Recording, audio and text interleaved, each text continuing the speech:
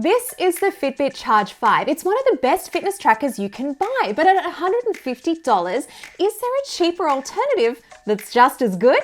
This is the Mi Band 7. It's got many of the same features as the Fitbit Charge 5, but it's almost half the price. Hello, I'm Lexy, your budget-friendly buddy, always on the lookout to help you spend your hard-earned cash the best possible way.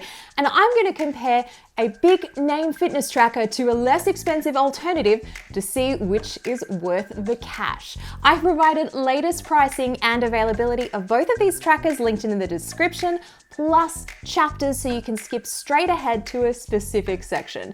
So, should you spend more or less? Let's find out.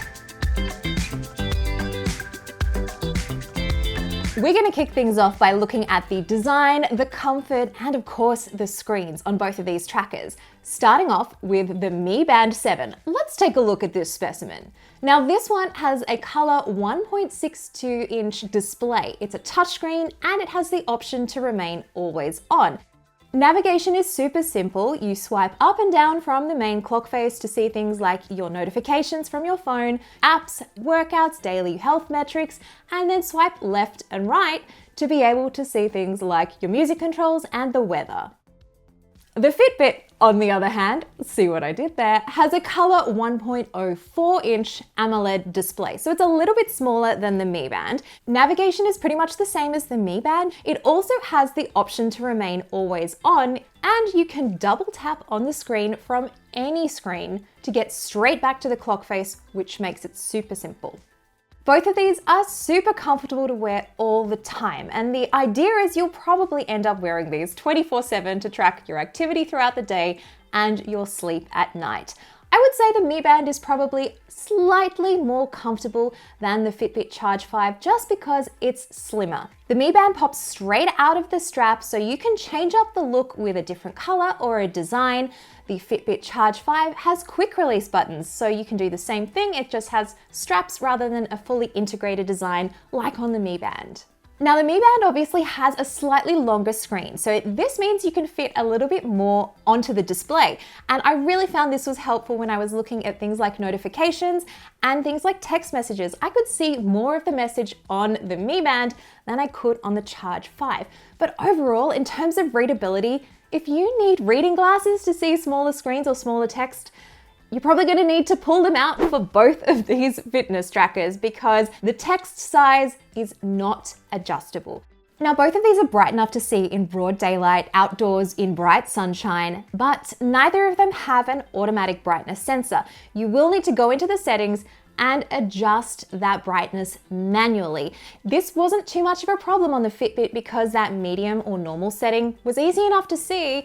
The Mi Band, on the other hand, it was just a lot of trying to shade my screen, trying to see what was going on, and having to remember to manually adjust that screen brightness before I stepped outside.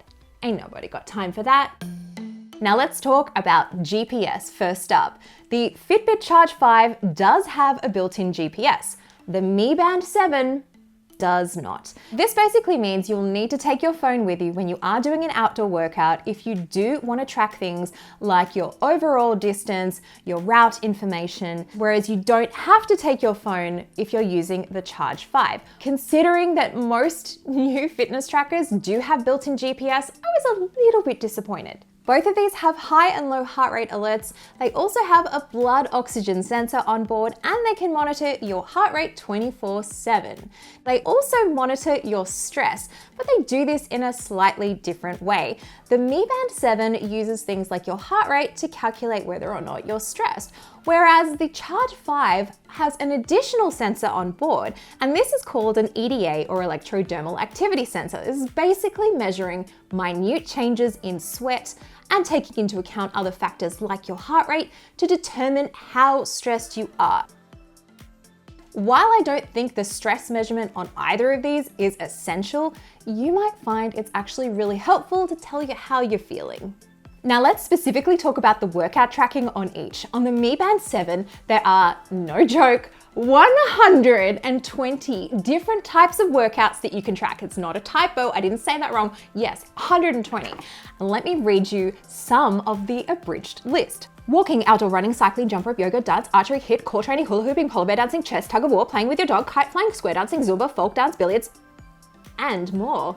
The Fitbit by comparison has 20 different sports or workout tracking modes, and there are space for 6 on the device itself. So if you want to swap out, say, yoga for weightlifting, you can do that, but you need to go into the Fitbit app and then resync to your device. Both of these trackers have different ways of measuring how well you're going on your fitness journey. Now, obviously, both of them track things like your steps, but they also have a different metric that takes into account how hard your heart rate is working during workouts to give you an idea if you're doing well or you need to push yourself a little bit harder. On the Mi Band 7, it's called PAI, and on the Charge 5, it is called Active Zone Minutes. These are both measuring moderate to intense physical activity, and I definitely found the Fitbit version of this was easier to understand and interpret than the Mi Band version, because the Mi Band was just saying you gotta get at least a score of 100 every single week. I did a workout every single day for 7 days, and I didn't get anywhere near 100 as my metric. It just wasn't very motivating. The Fitbit at least was much more useful in the advice it was giving me, and it definitely felt like it was reflecting more of my overall activity than the Mi Band. Now let's get into the good stuff, the side-by-side comparisons during a workout, because I know that's what you really want to know. Now the steps and the distance of, say, an outdoor workout that I was doing, like a walk or a run, actually was pretty close between the two, so I wasn't too concerned about that. But the calorie count, that was wildly different on both. Now I did a 9-kilometer walk over, 2 hours. It wasn't super fast, but it was a long walk. I got back, I looked at the stats from the Mi Band, and it was like, you did 390 calories. You what? 390 calories doesn't make any sense. When I compared that to not only a control phone with a control app calculating calories and the Charge 5, look, I could eat a lot more after my workout with the Charge 5 than compared to what the Mi Band 7 was giving me. For heart rate sensor accuracy, I tested both of these against a chest strap, and for resting heart rate, both of them were pretty good. They did match up to the chest strap. When it came to more intense workouts, especially workouts that involved a lot of movement, swinging my arms, things like that, I definitely found that the Mi Band 7 took longer to catch up to the strap, and I really noticed this when I was doing a big long hike up a hill. I would look down at my wrist on the Fitbit Charge 5, and it definitely felt like it had reflected my heart rate, especially when I compared it to the strap. It was like 130 BPM, makes sense, right? I looked down at the Mi Band 7, 95 BPM. I was like getting sweaty. I needed to take a little bit of a breather at the top. Did not feel like 95 BPM, let me tell you. And then after the workout, when I went back to look at the stats side by side in the apps, I always found that there was a consistent 10 BPM difference between the maximum heart rate on my Fitbit versus the Mi Band 7. Now, the heart rate sensor accuracy is not unique to the Mi Band 7. I've definitely noticed this issue on earlier Mi Band editions, so I really hope that there is a firmware update somewhere down the track that can help improve that accuracy to kind of bring it up to the level of the Charge 5. Both of these require an app, either on iOS or Android, to sync the device. Overall, the Fitbit app to me definitely feels better laid out, it's easier to see the data, and you can get super granular with everything that this device is tracking. The Mi Band 7, it's fine, it's a bit more utilitarian, and it is a little bit more tricky to see the data that you might want to see in terms of like specifics of your workout. It's there, it just needs a little bit more drilling down. The Mi Band does have one trick up its sleeve that the Fitbit does not, though. It can sync with Apple Health on iOS and also Google Fit on Android. The Fitbit is kind of closed in its own Fitbit app. There are third-party apps you can use to port your data across, but it's not as seamless as the Mi Band. And on the flip side, the Fitbit has one up on the Mi Band because it has an ECG or electrocardiogram app. This is used to detect signs of things like atrial fibrillation. Now, the Fitbit also has one thing that I do need to mention. It is called Fitbit Premium. Now, this is the $10 a month subscription service. This is not required to use the Charge 5, but it does give you access to deeper things like sleep metrics, things like customized workout plans, meal plans. The Mi Band 7, it's all free, pay once and that's it. Premium also gives you access to the daily readiness score. Now, this is a score out of 100 that takes into account things like your sleep, overall activity levels, and it gives you an idea of whether you should tackle a workout or not, or maybe take it easy, have a rest day, do some yoga, meditation. I really like this score because I actually feel like it's a useful way to see if you're ready to work out or it's snooze time. Speaking of sleeping, let's get into the sleep tracking differences. The Fitbit, I think if you're really into sleep, it's so worth it compared to the Mi Band because the accuracy of the data is better on the Fitbit than the Mi Band. Now, both of them give you the ability to obviously track your sleep, wear them all throughout the night, wake up in the morning, sync with the app, and you'll get things like a sleep score. You'll also be able to see sleep stages. But the Mi Band, you will need to go in and manually toggle on the more advanced sleep tracking to see all of that data. You can also track blood oxygen at night on both of them, but the Mi Band just wasn't as good at tracking my awake time as the Fitbit, and I definitely felt like the sleep score on the Fitbit correlated better with how I felt in the morning compared to the Mi Band 7. There was one night where I was tossing and turning for hours and the Fitbit tracked it. The Mi Band was like, "Good work, Lexy, you've been sleeping for 9 hours. I wasn't. I remember because I was tired in the morning."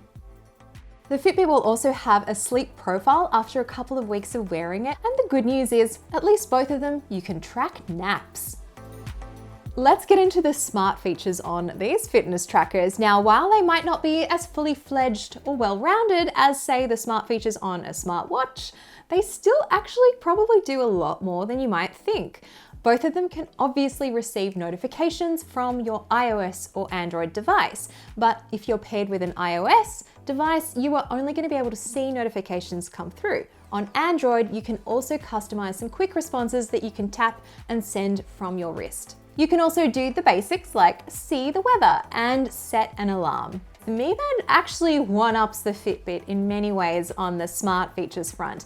You get so many different watch face options. Like, the options within the app is kind of crazy. You will be looking at this list for a very long time. Everything is also super customizable, and I really like the options that are available to you here. It also has a Find My Phone feature, so it can ping and make your phone ring wherever it might be within Bluetooth range. You can also use the screen as a flashlight. It also has a calendar, so you can see your agenda, whereas the Charge 5 does not. The Charge 5 unfortunately only has 24 different clock faces to choose from. Now, this might not be an issue, maybe you like the standard ones, but I wish there was a little bit more variety. The Charge 5 also comes with onboard NFC for contactless mobile payments. The Mi Band does not have NFC in the international version. And the big one is, of course, battery life, or at least it is for me. Now, this is of course going to depend on how much you're using your tracker, things like your screen brightness, how often notifications are coming through from your phone, if you're tracking blood oxygen, all of the heart rate stuff that you might be doing. The Mi Band will just edge out the Charge 5 with the same usage patterns. So it lasted me about 7 days. Now, this was without the always on display, doing sleep tracking 24/7 with blood oxygen tracking overnight. The Charge 5 lasted me 4 full days under the same conditions, again, no always on display, but overall the Mi Band just edges out the Fitbit on the battery front. Now it's time to pick your winner, the more expensive or less expensive fitness tracker. If you want the most comprehensive health and fitness tracking with the most accuracy, it is worth shelling out for the Fitbit Charge 5. And if you don't worry about the accuracy of higher intensity workouts, the less expensive alternative might be worth the cash. But for smart features, if you just want something that's not about the fitness, it's about, connecting with your phone and getting notifications, and that's about it, you can't go wrong with the Mi Band. The screen on the Mi Band 7 is bigger because sometimes bigger is better. Hey, thanks so much for watching. If you like this episode, give it a thumbs up, but don't stop there because there's a lot more of this show than meets the eye. You can find a full playlist of more or less episodes linked in the description. I've also got a full review of the Fitbit Charge 5. Spoiler alert, I gave it an editor's choice because it's actually really good. That's also linked in the description for you as well. And subscribe to CNET. Is that my laundry list done? Yeah, I think it is. See ya.